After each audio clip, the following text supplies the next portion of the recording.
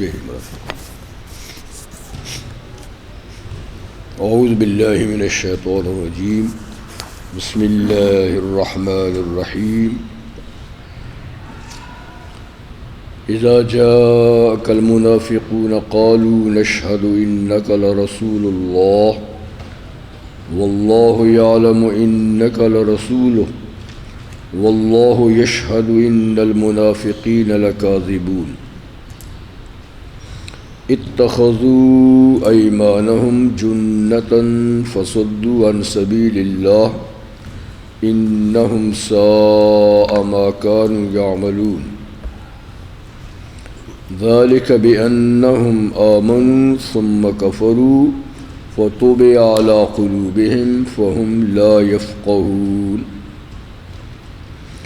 وإذا رأيتهم تعجبك أجسامهم وإن يقولوا تسمع لقولهم كأنهم خشب مسندة يحسبون كل صيحة عليهم هم العدو فاحذرهم قاتلهم الله أنى يؤفكون. وإذا قيل لهم تعالوا يستغفر لكم رسول الله لووا رؤوسهم ورأيتهم يصدون وهم مستكبرون. سواء عليهم أستغفرت لهم أم لم تستغفر لهم لن يغفر الله لهم ان اللہ لا يهدي القوم الفاسقین. صدق اللہ العظیم. یہ سورۃ المنافقون ہے اور یہ بھی مدنی صورت ہے، یعنی ہجرت کے بعد نازل ہوئی. اس سے پہلی سورت جمعہ یہ بھی ہجرت کے بعد نازل ہوئی تھی. نام سے ظاہر ہے کہ اس آیت میں ایک خاص طبقے کا ذکر ہے جو منافقین تھے، اور یہ تیسرا گروہ تھا جو مدینہ میں پیدا ہوا.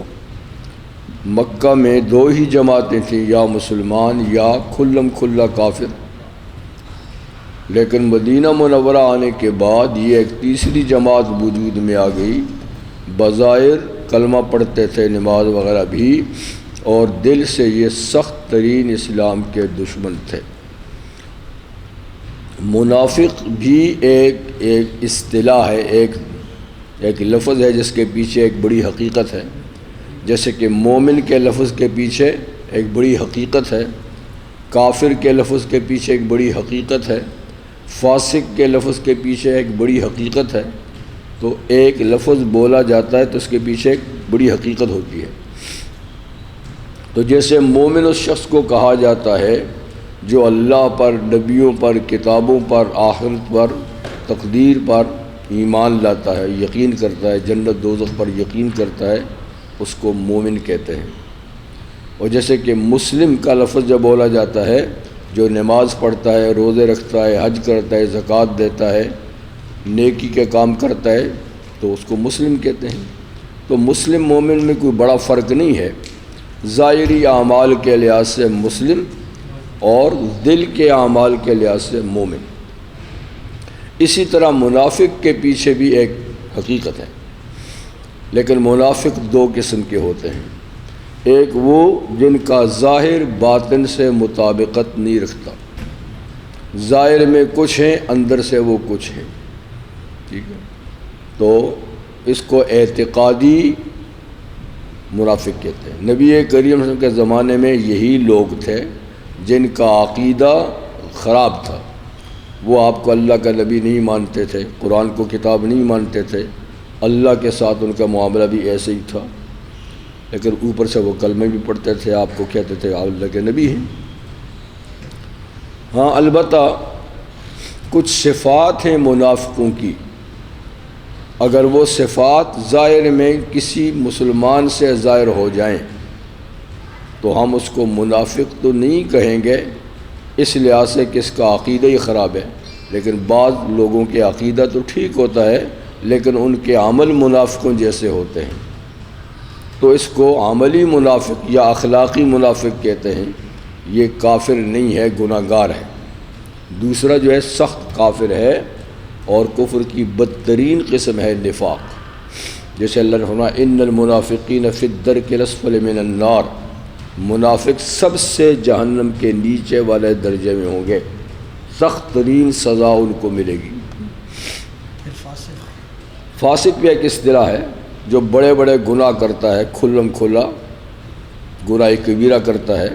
لیکن فاسق کا لفظ بھی کبھی کافر پہ بھی بولا جاتا ہے، منافق پر بھی بولا جاتا ہے، لیکن گناہگار مسلمان پر بھی بولا جاتا ہے.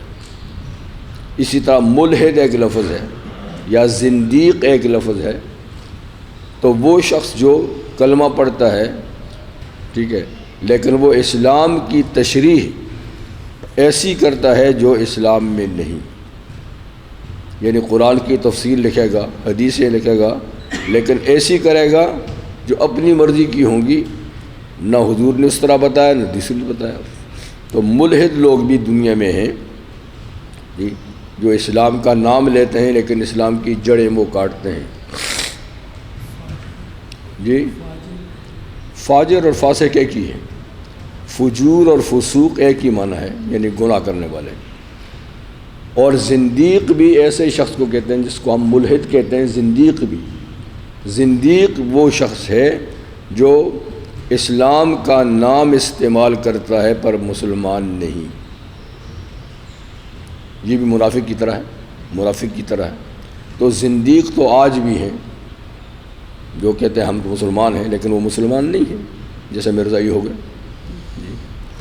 اسی طرح مرتد یہ بھی ایک اصطلاح ہے، جو شخص اسلام میں داخل ہونے کے بعد اسلام سے نکل جائے اس کو مرتد کہتے ہیں. اس کے سارے اعمال ضائع اور برباد چلے جاتے ہیں مرتد کے. ہاں البتہ دوبارہ پھر توبہ کر کے مسلمان ہو جائے بات الگ ہے. تو یہ ہیں منافقین حضور کے زمانے میں. جی اچھا، تو اس آیت میں نہ اس صورت میں ان کی قباحت، ان کی شناعت، ان کی برائی بیان کی گئی ہے. سورہ بقرہ میں بھی، سورہ آل عمران میں بھی، سورہ توبہ میں بھی اور کئی صورتوں میں بھی منافقین کا ذکر ہے، لیکن یہ تو انہی کے نام سے ہے. اذا جاءک المنافقون، اے نبی جب آپ کی خدمت میں آتے ہیں منافق لوگ، قالوا نشہد انک لرسول اللہ، تو کہتے ہیں ہم شہادت دیتے ہیں کہ آپ اللہ کے سچے رسول ہیں. بالکل یہ آپ اللہ کے رسول ہیں، ہم تو گواہی دیتے ہیں. یعنی بات ٹھیک کہتے ہیں، بات ٹھیک کہتے ہیں، لیکن بات دل سے نہیں ہے، زبان سے. واللہ یعلم انک لرسول، اللہ بھی تو جانتا ہے کہ آپ اللہ کے رسول ہیں، کون سی بڑی بات ہے. لیکن واللہ یشہد ان المنافقین لکاذبون، اللہ شہادت دیتا ہے کہ یہ منافق جھوٹے ہیں. یہ صرف زبانی آپ کو اللہ کا رسول مانتے ہیں، دل سے نہیں مانتے. اللہ اس بات کی شہادت دیتا ہے دل سے کھوٹے ہیں، دل انکاری ہے. اچھا پھر ایسا کیوں کرتے ہیں؟ کیونکہ اور لوگ بھی تو یعنی ہیں، جیسے یہودی ہیں، جیسے مشرکین ہیں، وہ اپنے اپنے عقیدے پر ہیں، آپ کو اللہ کا رسول نہیں مانتے پھر بھی رہتے ہیں. یہ کیوں ایسا کرتے ہیں؟ اتخذوا ایمانہم جنتاً، انہوں نے اپنی ان قسموں کو ڈھال بنا رکھا ہے. جنہ کہتے ہیں ڈھال، پہلے زمانے میں جنگ میں جان بچانے کے لیے استعمال کرتے تھے. تو انہوں نے ان قسموں کو بھی ڈھال بنا رکھا ہے، اس کے پیچھے چھپے ہوئے اپنے مقاصد حاصل کرتے ہیں. فصدوا عن سبیل اللہ، اور اس طرح اس ڈھال کے پیچھے یہ اللہ کے رستے سے رکے ہوئے ہیں. کیونکہ کلمہ جب پڑھ لیتے ہیں تو مسلمان یقین کرتے ہیں کہ اپنے لوگ ہیں. کبھی کبھی نماز کے لیے آتے ہیں، کبھی جہاد میں بھی چلے جاتے ہیں، تو کہتے ہیں اپنے ہی آدمی ہیں. تو یہ اس کے پیچھے چھپے ہوئے اپنے مقاصد، اصل میں اپنے مقاصد کے لیے ایسا کرتے ہیں. انہم ساء ما کانوا یعملون، یہ بہت برا ہے جو کچھ کرتے ہیں، ایسا نہیں کرنا چاہیے. کھلم کھلا کہو، مسلمان ہو تو مسلمان ہو، نہیں ہو تو نہیں ہو. یہ کیا ہے؟ ذالک بانہم آمنوا، یہ اس لیے کہ ان لوگوں نے یعنی یہ برے کیوں ہیں، کافروں سے بھی برے کیوں ہیں؟ یہ اس لیے کہ انہوں نے ایمان تو لایا زبان سے، کلمہ پڑھ لیا، زبان سے کہا آپ اللہ کے رسول ہیں، اللہ ایک ہے، ایمان لائے، بِأَنَّهُمْ آمَنُوا ثُمَّ كَفَرُوا، اور پھر اس کے بعد انکار بھی کر دیا۔ اپنی جیسے کہ سورہ بقرہ میں اپنی محفلوں میں جاتے اپنے دوستوں سے کہتے ہیں ہم تو مذاق اڑاتے ہیں، ہم اِنَّا مَعَكُمْ، ہم تو تمہارے ساتھ ہیں۔ تو یہاں اقرار کیا، وہاں جا کر فوراً انکار کر دیا، ایمان لایا پھر انکار کر دیا۔ یہ ایسی بری حرکت ہے کہ فَطُبِعَ عَلَىٰ قُلُوبِهِمْ، بار بار ایسا کہنے سے ان کے دلوں پر مہر لگا دی گئی ہے۔ اچھا تم یہ اس کو مذاق بناتے ہو؟ تو مہر کا مطلب یہ ہے کہ اللہ نے اب ان سے ایمان کی توفیق ہی واپس لے لی، چلو ہم تمہیں توفیق ہی نہیں دیتے، اور اللہ توفیق نہ دے کچھ بنتا ہی نہیں۔ فَهُمْ لَا يَفْقَهُونَ، سو یہ نہیں سمجھتے کہ ان کا یہ کام، ان کا یہ کرتوت ان کے حق میں کتنا برا ہے، اس کو نہیں سمجھتے، اس کا بہت بڑا ان کو نقصان اٹھانا پڑے گا۔ میں سمجھا کہ یہودی منافق ہی ہوتے ہیں۔ جی یہودی ہوتے ہیں منافق؟ نہیں، منافق یہودی تو اپنے مذہب پہ تھے نا۔ ہاں یہودیوں میں سے کچھ لوگ منافق ضرور تھے۔ جی ابن سلول تو مشرک تھا، اور مشرکوں میں سے وہ بنا تھا، یعنی منافق بنا تھا نا، لیکن کچھ یہودی بھی ان کے ساتھ تھے، وہ بھی دن کو آتے تھے، کلمہ پڑھتے تھے، نمازیں پڑھتے تھے، پھر واپس جا کر کہتے تھے نہیں ہم، اور لیکن زیادہ تعداد مشرکین کی تھی۔ مشرکین میں بھی کیونکہ اوس اور خزرج دو قومیں تھیں نا مدینہ میں، تو ان میں جو عبداللہ بن ابی کی جو قوم تھی اس میں زیادہ تھے منافق، اس لیے کہ یہ سردار ٹائپ کا آدمی تھا، تو اس کے پیچھے چلنے والے لوگ زیادہ تھے۔ تو جب اس نے بظاہر کلمہ پڑھا تو وہ بھی ان کے ساتھ ہو گیا، اور اس کے ساتھ دوسرے لوگوں میں سے کم تھے، لیکن اس کی قوم میں سے منافق زیادہ تھے۔ اللہ تعالیٰ ان کی ظاہری حالت بتاتے ہیں اور اندر کی۔ وَإِذَا رَأَيْتَهُمْ، اگر آپ ان کو دیکھیں، منافقین کو دیکھیں، تُعْجِبُكَ أَجْسَامُهُمْ، آپ کو بڑے اچھے لگتے ہیں ان کے جسم، بڑے خوبصورت، لمبے تڑنگے، خوبصورت جسمانی لحاظ سے، یعنی بڑے اچھے لگتے ہیں آپ کو ان کے جسم، کہ یہ بڑے سمجھدار لوگ ہوں گے اور یہ کوئی غلط کام نہیں کریں گے، بظاہر ایسا ہے۔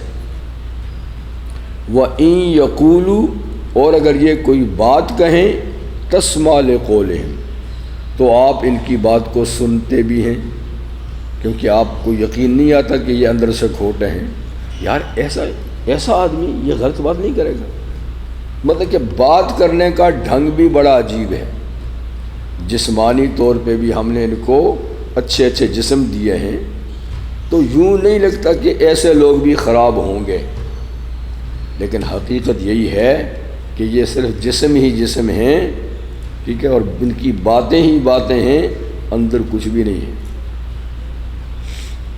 ان کی مثال سے کأنم خشب مسندہ، جیسے کہ یہ ٹیک لگائی ہوئی لکڑی ہیں، جیسے کہ کوئی لکڑی ہو کٹی ہوئی خشک، تو وہ اپنے اوپر نہیں کھڑی ہو سکتی، پاؤں تو ہیں نہیں نا اس کے، تو آپ ٹیک لگا دیں دیوار کے ساتھ یا کسی کا تو وہ کھڑی رہے گی۔ تو ان کی مثال بھی ایسے ہے، اندر سے خالی ہیں، اندر کچھ بھی نہیں ہے، بس یہ ٹیک لگائی ہوئی ایک خوبصورت لکڑی ہے، جیسے کہ ایک پلر ہے کھڑا ہے بس۔ تو حقیقت ایسی ہے۔ ایک منافق کا ذکر اللہ نے سورہ بقرہ میں کیا ہے کہ وَمِنَ النَّاسِ مَن يُعْجِبُكَ قَوْلُهُ، کچھ لوگ ایسے ہیں کہ ان کی باتیں آپ کو بڑی اچھی لگتی ہیں، بڑی ٹھکانے کی باتیں، بڑی طریقے سے وہ باتیں، سلیقے سے باتیں کرتا ہے۔ یُعْجِبُكَ قَوْلُهُ، فی الحیات الدنیا، یعنی دنیا میں باتوں کا بڑا اس کا طریقہ آتا ہے۔ وَيُشْهِدُ اللَّهَ عَلَىٰ مَا فِي قَلْبِهِ، اور وہ اللہ کو گواہ بناتا ہے اس چیز پر جو اس کے دل میں ہے، یعنی آپ کو یقین دلانے کے لیے کہتا ہے واللہ میرے دل میں یہی ہے، آپ سے پیار کرتا ہوں، واللہ میرے دل میں ایمان ہے، آپ پر یقین کرتا ہوں۔ اللہ فرماتے ہیں وَهُوَ أَلَدُّ الْخِصَامِ، حالانکہ یہ بڑا جھگڑالو آدمی ہے، بڑا نکما آدمی ہے، جھگڑالو آدمی ہے، لیکن اس کی باتیں آپ کو بڑی اچھی لگیں گی اور یقین بھی دلاتا ہے قسمیں اٹھا کر کے اس کے دل میں ایسا ہے، لیکن حقیقت یہ کہ وہ أَلَدُّ الْخِصَامِ۔ تو یہاں بھی یہی فرمایا کہ یہ صرف خشک لکڑیاں ہیں، حقیقت سے خالی ہیں، ایمان کچھ نہیں ہے، اور بزدل بھی بڑے ہیں، بزدل بڑے ڈرپوک ہیں، بڑے ڈرتے رہتے ہیں کہ کوئی ایسی آیت نہ نازل ہو جائے، کوئی ایسی صورت نازل نہ ہو جائے کہ جس میں ہمارا پول کھول دیا جائے، ہماری حقیقت نبی پہ ظاہر کر دی جائے، تو ڈرتے بھی رہتے ہیں۔ یحسبون کل صیحۃ علیہ، یہ خیال کرتے ہیں کہ ہر آواز ان کے خلاف ہی ہوگی۔ ہر آواز کا مطلب یہ ہے کہ کوئی غلط بات کی آواز کہ فلانا نے غلط کیا اور جو حامی کی ہی نہ ہو، تو ڈرتے رہتے ہیں کہ کوئی بھی خلاف حقیقت آواز آئے گی تو ہمارا ہی کوئی پول کھولے گا، ہماری حقیقت ہی کھولے گی۔ تو اللہ فرماتے ہیں ہم العدو، یہی تو پکے دشمن ہیں، یعنی دشمن تو اور بھی ہیں، یہود و نصارہ بھی ہیں، مشرکین بھی ہیں، لیکن یہ بڑے خطرناک دشمن ہیں، ہم العدو، یہی تو دشمن ہیں، فاحذرہم، سو اے نبی آپ ان سے بچ کے رہیں، ان کی باتوں میں نہ آئیں، ٹھیک ہے، اور ان سے بچ کے رہیں، ہوشیار رہیں، ٹھیک۔ قاتلہم اللہ، اللہ مارے ان کو، یہ اللہ کی طرف سے بد دعا ہے، اللہ تو خود ہی مارتا ہے، لیکن یہاں کلمہ یہ قاتلہم اللہ، اللہ کی مار پڑے ان پر، اللہ ان کو مارے۔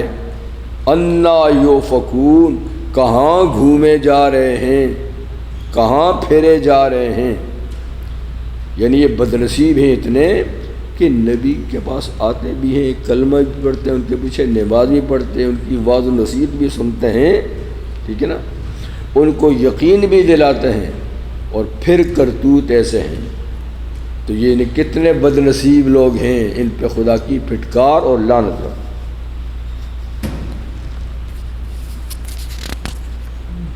اچھا،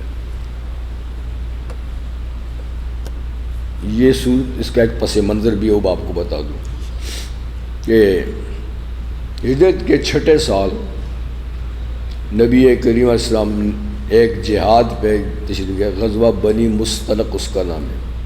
بنی مصطلق ایک قبیلہ تھا، ان کے ساتھ لڑائی کے لیے آپ فوج لے کر تشریف لے گئے، تو وہاں جو غزوہ ہوا سو ہوا، پھر جب واپس لوٹے تو اس غزوے میں یہ عبداللہ بن ابی بن سلول جو سردار تھا منافقین کا، یہ بھی کہیں کہیں جگہوں میں جاتا تھا نہیں ہے، اور اس کی پارٹی کے لوگ بھی کچھ تھے۔ واپسی میں ایک کنویں پر پانی لینے میں 2 حضرات کا جھگڑا ہو گیا کہ پہلے پانی میں بھرتا ہوں، دوسرے کا پہلے میں بھرتا ہوں۔ تو ایک عبداللہ بن ابی بن سلول کی جماعت کا آدمی، جماعت کا مطلب قوم کا آدمی تھا، وہ منافق نہیں تھا، وہ منافق نہیں تھا، مخلص تھا، مگر اس کی قوم کا تھا، برادری کا، اور دوسرے حضرت عمر رضی اللہ عنہ کا غلام تھا، جا رضی اللہ عنہ۔ یہ دونوں گئے پانی لینے کے لیے، تو اس نے انصاری نے کہا کہ میں پانی پہلے بھرتا ہوں، اس نے کہا نہیں میں تو حضور کے لیے پانی لے جاؤں گا، جا نے کہا تو پہلے مجھے بھرنے دے، بس تکرار ہو گئی آپس میں، تو میں ہوا، اور جناب جا نے کوئی چیز اس کے سر پہ دے ماری، تو کون ہوتا بھائی، میں پہلے بھروں گا۔ تو جب اس کے سر پہ دے ماری، زخمی ہو گیا، تو اس نے فوراً آواز لگائی مدد کے لیے، اپنی جماعت کو بلایا، یا للانصار، اے لوگو اپنے انصاری بھائی کی مدد کے لیے آؤ، یعنی میں انصاری، میرا جھگڑا ہو گیا، مجھے مارا اس نے، تو میری مدد کے لیے آؤ۔ جب اس نے پکارا تو مہاجر نے بھی کہا یا للمہاجر، اے مہاجرو، اپنے مہاجر بھائی کی مدد کے لیے آؤ، مطلب کہ اس کی پارٹی آئے گی تو میں اکیلا ہوں، مجھے بھی بلانا چاہیے۔ تو یہ بات ہو گئی۔ نبی کریم صلی اللہ علیہ وسلم کو پتہ چلا کہ ایسا ہو گیا ہے، تو آپ نے دونوں کو بلا کر کہا کہ یہ کیا کرتے ہو؟ ما ھذا دعوی الجاہلیہ، یہ کیا جاہلیت یعنی اسلام سے پہلے کے نعرے لگا رہے ہو، اے انصاریو تم ادھر آؤ، تو اے مہاجر تم ادھر آؤ، یہ کون سے نعرے ہیں؟ یہ تو اسلام سے پہلے لگا کرتے تھے، جہالت کے نعرے ہیں۔ دعو ہو، ایسے نعروں کو رہنے دو جس میں قومیت پکاری جائے۔ فرمایا المتنتا، یہ تو بدبودار نعرے ہیں، اسلام سے پہلے کے ہیں، اب پھر تم وہی نعرے لگانے لگ گئے ہو۔ تو یہ عصبیت کا نعرہ ہے، اس کو کہتے ہیں تعصب،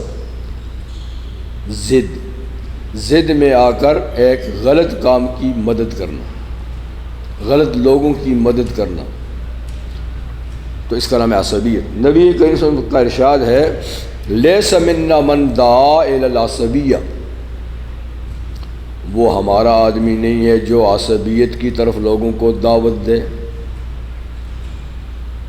اپنے خاندان، اپنے قوم، اپنی برادری کے لیے دعوت دے کہ تم میری مدد کرو، چاہے وہ غلط بھی ہے، تو وہ ہمارا آدمی نہیں۔ ولیس منا من مات علی العصبیہ، اور جو عصبیت کی موت مرا وہ بھی ہمارا نہیں، عصبیت کی جنگ میں مارا گیا وہ ہمارا نہیں۔ تو بلانے والا بھی اور اس میں مرنے والا بھی۔ تو صحابہ نے پوچھا کہ حضور کیا کوئی آدمی اپنی قوم سے محبت کرتا ہے تو یہ بھی عصبیت ہے؟ آپ نے کہا کہ نہیں، قوم سے محبت عصبیت نہیں ہے، لیکن قوم کی ظلم کے کام میں مدد کرنا، ناجائز کام میں مدد کرنا، یہ عصبیت ہے۔ اگر وہ جائز کام کرتے ہیں تو آپ بے شک ان کی مدد کریں، ان سے محبت کریں، ان سے تعلق رکھیں، لیکن وہ کوئی غلط ظالمانہ کام کرتے ہیں، آپ اٹھ کہیں یہ میری قوم کا آدمی ہے لہذا میں اس کی ضرور مدد کروں گا، یہ عصبیت ہے۔ تو جب قوم کے نام سے پکارا جاتا تو وہاں یہ نہیں دیکھا جاتا نا کہ کام صحیح ہے یا غلط ہے، بھئی قوم کے نام پہ آؤ، قوم کے آدمی کو بچاؤ۔ تو حضور نے فرمایا کہ یہ جاہلیت کے، ان کو رہنے دو، ٹھیک ہے۔ یہ بات عبداللہ بن ابی کو بھی پہنچ گئی کہ ہمارے آدمی کو اس طرح مہاجر نے مارا ہے، تو وہ اس وقت وہاں پاس تو حضور کے نہیں تھا، اپنی جماعت کے ساتھ میں لوگوں کے ساتھ کہیں بیٹھا ہوا تھا، اس کو خبر لگی تو اس نے کچھ نازیبہ کلمات کہے، نامناسب بے ادبی کے کلمات کہہ دیے کہ دیکھا نا، میں تم لوگوں کو پہلے کہا کرتا تھا کہ ان مہاجروں کی مدد نہ کرو، ان کو ٹھکانے نہ دو، دیکھا نا اب بچو نے ان سے۔ اس نے ایک بڑا برا لفظ کہا کہ ان کی اور ہماری مثال تو ہے سمن کلبہ کا یا کل کا، کہ اپنے کتے کو کھلا کھلا کے موٹا کر، تجھ پہ ہی حملہ کرے گا، ایسا لفظ کہہ دیا۔ ساتھ میں یہ بھی کہا کہ اچھا میں نہیں کہا کرتا تھا کہ ان پہ مال خرچ نہ کرو، جی اب تم نے خرچ کیا ہے، یہ اپنے پاؤں پہ کھڑے ہوئے ہیں، اب تمہیں للکارتے ہیں، لیکن کوئی بات نہیں، اب کہ ہم جب مدینہ جائیں گے، ابھی آیت آئے گی لَيُخْرِجَنَّ الْأَعَزُّ مِنْهَا الْأَذَلَّ، تو عزت والے لوگ ان ذلیلوں کو نکال باہر کریں گے، یعنی ہم مدینہ کے باشندے عزت والے لوگ ہیں اور یہ باہر سے آئے ہوئے معاذ اللہ، تو ہم ان کو نکال باہر کریں گے۔ اپنی محفل میں کہا، سب اسی کے لاٹھی پاٹی تھے۔ ایک کم سن صحابی زید بن ارقم رضی اللہ عنہ، وہ یہ بات سن رہا تھا، اس نے آ کر اپنے چچا سے کہا کہ عبداللہ بن ابی تو یہ ایسی باتیں کر رہا ہے، اس کے چچے نے حضور کو آ کے بتایا کہ حضور عبداللہ تو اس قصے کے بعد ایسی باتیں کر رہا ہے. تو حضور نے فوراً عبداللہ کو بلایا کہ تم نے یہ بات کہی ہے. ایک دم قسمیں اٹھا لی, واللہ میں ایسی بات کر سکتا ہوں, میں تو آپ کا یہ ہوں وہ ہوں. ایسی قسمیں اٹھائیں کہ اس نے.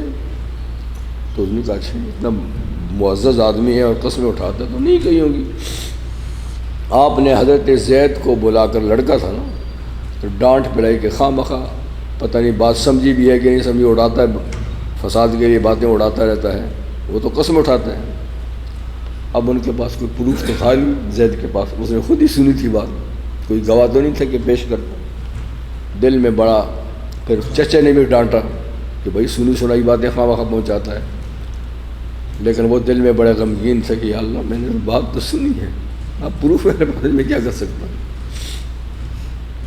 یہ رات بڑی ان پہ گزر گئی اسی طریقے سے پریشانی میں. صبح ہوئی تو حضور سے سب کہیں گزر رہے تھے, تو یہ عبدالزید جو ہے نا کہیں رستے میں ملے, تو حضور نے ان کا کان مروڑا پکڑ کے, یہاں سے کان تھوڑا سا مروڑ کے حضور مسکرائے اس کی طرف, لیکن چل دیے, کچھ کہا نہیں. وہ کہتے ہیں اس میں مجھے اتنا مزہ آیا کان مروڑنے میں کہ بس کیا بتاؤں, لیکن کچھ کہا نہیں. پیچھے سے ابوبکر صدیق آئے تو انہوں نے بھی دیکھا تھا کان مروڑ کر. کہا زید کچھ حضور نے کہا تجھے؟ کہا جی کہا تو کچھ نہیں, بس وہ کان مروڑ کے مسکرا کے چلے گئے. پیچھے سے حضرت عمر آ گئے, انہوں نے بھی کہا کہ بھائی خیر ہے, کیا بات ہے؟ انہوں نے کہا جی بس ایسا ہوا ہے, وہ تو کچھ نہیں. کہا خوشخبری ہو آپ کو, بس کہا آپ کو خوشخبری ہو, مطلب کہ آپ کی بات کی تصدیق اللہ نے وہی بھیج کے سورت نازل کر کے کر دی ہے. خیر حضور اپنے ٹھکانے پہ چلے گئے اور زید کو بلا کر کہا کہ زید اللہ تعالیٰ نے وہی بھیج کے تیری بات کی تصدیق کر دی ہے, اور تو نے جو کچھ سنا تھا ٹھیک کہا, اس نے جھوٹی قسمیں اٹھائی ہیں, غلط کیا ہے. یہ بات ہوگی, جب بات پکی ہوگی کہ اس نے یہ باتیں کہی ہیں, تو حضرت عمر نے کہا حضور اب اجازت دینا میں اس کی ذرا گردن اتار کے لے آؤں. یہ ہمیشہ ایسا کرتا رہتا ہے. آپ نے فرمایا نہیں چھوڑو, لوگ کہیں گے یہ اپنے ساتھیوں کو قتل کراتا ہے, برداشت کرو, پہلے کیا ہے کچھ اور بھی برداشت کرو, آخر ختم ہو جائے گا یہ فتنہ, لیکن مرواتا نہیں ہوں میں, لوگوں میں بدنامی ہوتی ہے. یہ بات تو ہوگی. اسی عبداللہ کا بیٹا تھا خباب, وہ بڑا مخلص صحابی تھا. خباب اصل میں شیطان کو کہتے ہیں, تو حضور نے ان کا نام تبدیل کر کے عبداللہ ہی رکھ دیا تھا.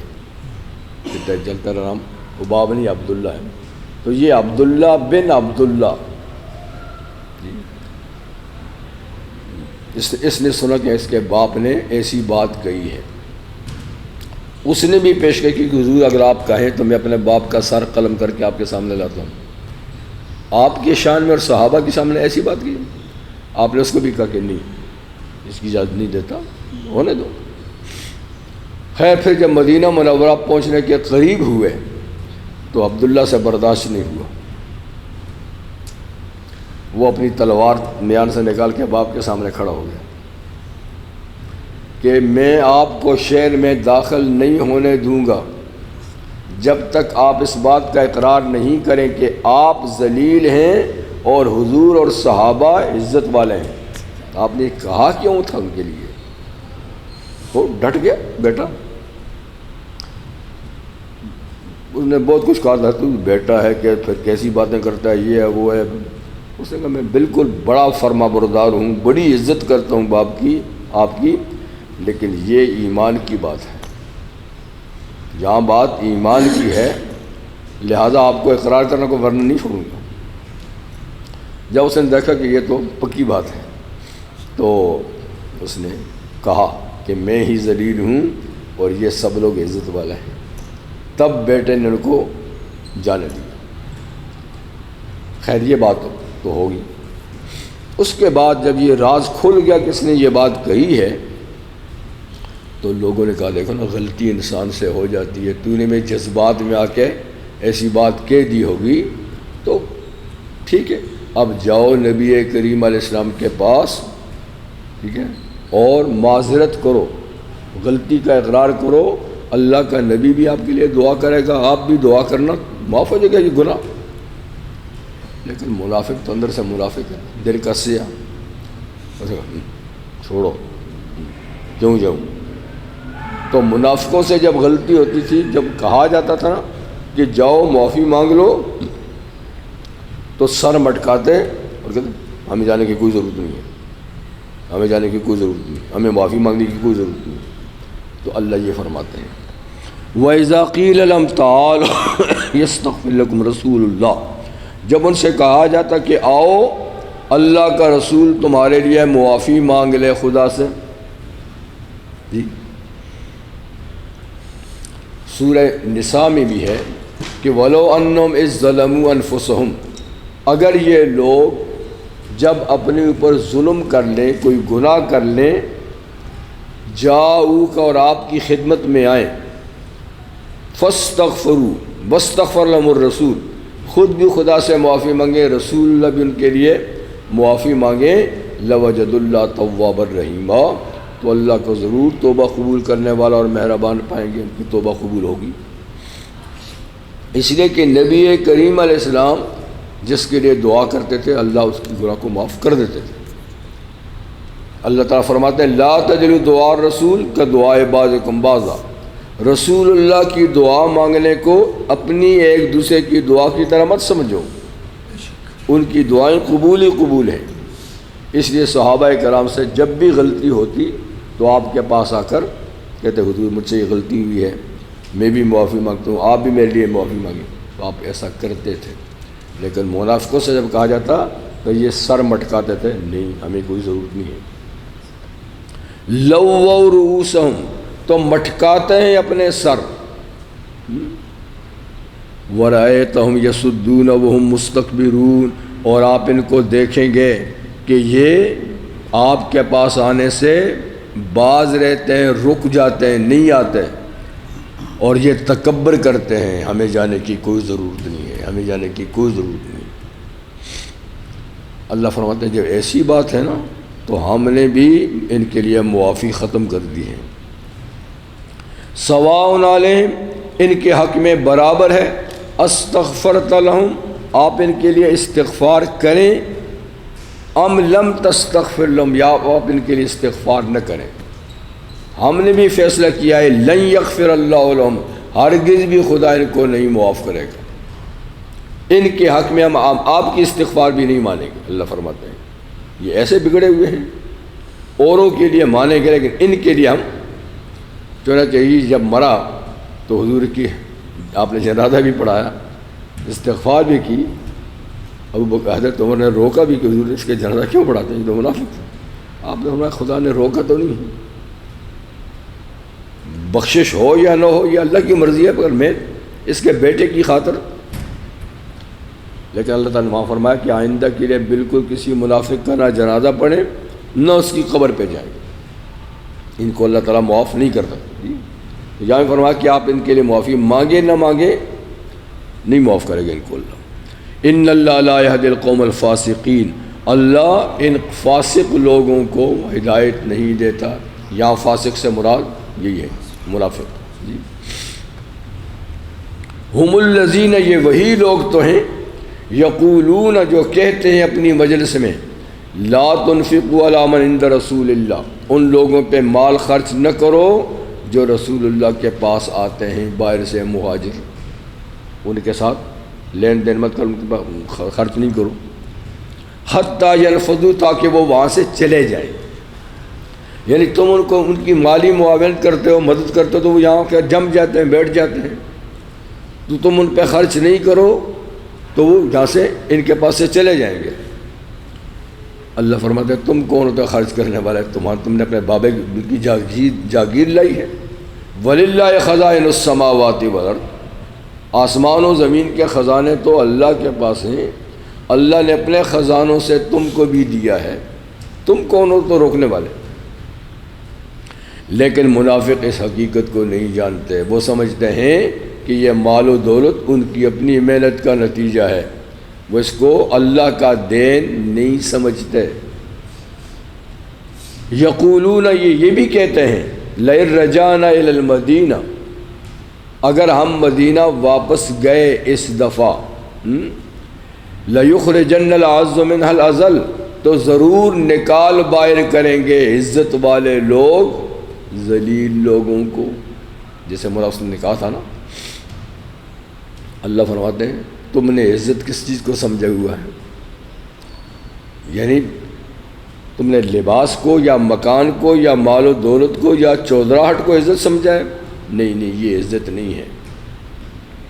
وَلِلَّهِ الْعِزَّةُ وَلِرَسُولِهِ، عزت تو اللہ کے پاس ہے، عزت کا خزانہ اللہ کے پاس ہے، عزت کا سرچشمہ اللہ کی ذات ہے۔ سب سے زیادہ عزت والا کون ہے؟ اللہ۔ عزیز، اللہ عزیز ہے۔